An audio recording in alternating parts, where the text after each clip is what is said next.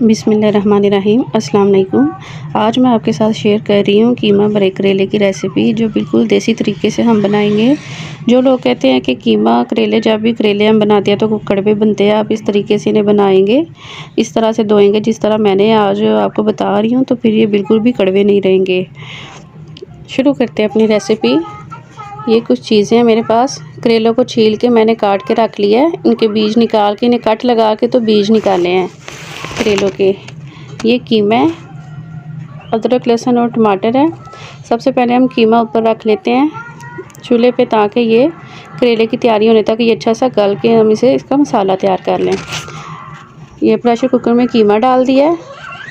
ये 2 medium size के प्याज हैं, 1 बड़ा लहसुन है और 2 ये बड़े टमाटर हैं। ये इधर ही डाल देंगे। 1 चम्मच ये चिली फ्लेक्स है, सुरख मिर्च, और आधा चम्मच ये पाउडर था सुरख मिर्च का। आधी चम्मच हल्दी है, 1 चम्मच नमक है। ये सारे स्पाइसेस डाल के इसे हमने बंद करके सीधा चूल्हे पर रख देंगे। ये हमारे पास करेले जी, इन्हें छील के अच्छा सा इनके बीज निकाल लिए। 1 चम्मच भर के नमक का लगा देंगे इनके ऊपर, और 2 चम्मच भर के ये चीनी लगा देंगे। 1 चम्मच नमक का और 2 चम्मच चीनी।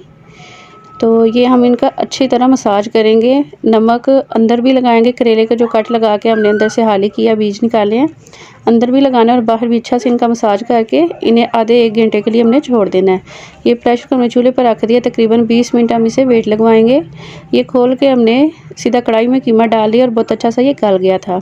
इसमें थोड़ा सा ऑयल डाला है, 2 प्याज डाले हैं। ये 2 चम्मच अनारदाना था वो पीस के डाल दिया है। ये सूखा धनिया और ज़ीरा 1 चम्मच था, वो भी डाल दिया है।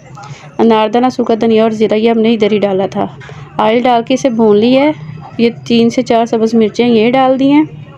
अच्छा सा हमारा कीमा इधर ही रेडी हो जाएगा। 2 चम्मच दही डाल के इसे हमने मज़ीद भून लिया है। अब इसे ठंडा होने के लिए एक साइड पे रख देंगे। इधर करेले हमने वॉश कर लिए थे बहुत अच्छे से। आधे घंटे बाद इनका सारा कड़वा पानी जो था वो निकल गया है। अब इन्हें ड्राई कर लेते हैं। ये देखिए जी, कीमा हमारा बिल्कुल ठंडा हो गया है और करेलों को हमने एक कपड़े में डाल के निचोड़ लिया था। अच्छी तरह से इसका सारा पानी निकल गया था।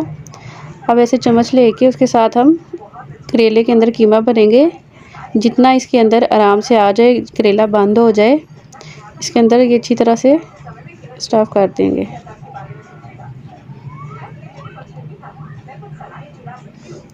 ऐसे एक एक करके हम सारे करेले भर लेंगे। भर के नहीं चेक करना है कि ये अच्छी तरह से बंद हो रहा है या नहीं हो रहा।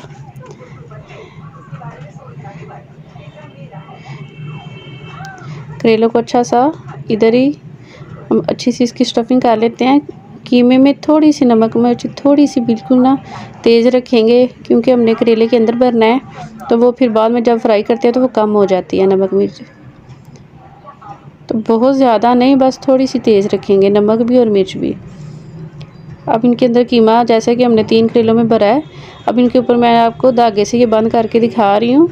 दूसरा फिर ऑफ कैमरा में मैं सारे तैयार कर लूँगी। ये करेलों के ऊपर मैंने धागा लपेट के अच्छा सा बंद कर दिया। इसी तरह मैं दूसरे सारे करेले भी भर के उनको भी ऐसे धागे के साथ उन्हें सील कर दूँगी। बहुत अच्छे से हमारे करेले रेडी हो गए। अब कढ़ाई में मैंने तेल डाल दिया है इन्हें फ्राई करने के लिए। एक एक करके सारा सीधा वो करेले रखेंगे। एक एक करके हमने सारे करेले इसमें रख दिए हैं। ये कढ़ाई मुझे छोटी लग रही थी तो फिर मैंने दूसरी ले ली है। अब इन्हें मीडियम से थोड़ी सी कम ही आंच हो, इन्हें फ्राई कर लेंगे। बहुत ज़्यादा इन्हें फ्राई नहीं करना, ये कड़वे बिल्कुल भी नहीं बनेंगे। हल्का सा हमने इसके ऊपर कलर देना है, तो हमारे करेले अच्छे से रेडी हो जाएंगे। ये तकरीबन 15 से 20 मिनट लग जाएंगे फ्राई होने में, क्योंकि हमने लो आंच पे इसे पकाना है, तो इसलिए हमारे बहुत अच्छे से करेले रेडी हो गए हैं। इनकी साइड चेंज करके दूसरी तरफ से भी इतना ही टाइम हम इन्हें पका लेंगे। ये देखिए जी, बहुत अच्छा सा इन पे कलर आ गया। इससे ज़्यादा हमने इन्हें कुक नहीं करना। कीमा हमारे पास बच गया था करेले भरने के बाद भी, तो वो उसी के साथ हम इसे गार्निशिंग करेंगे।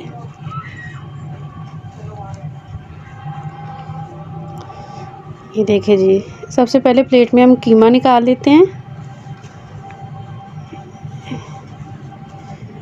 ये कीमा को गर्म किया, कीमा निकालिए, उसके ऊपर ये करेले रख दिए हैं। ये बहुत अच्छे से हमारे कीमा भरे करेले रेडी हैं।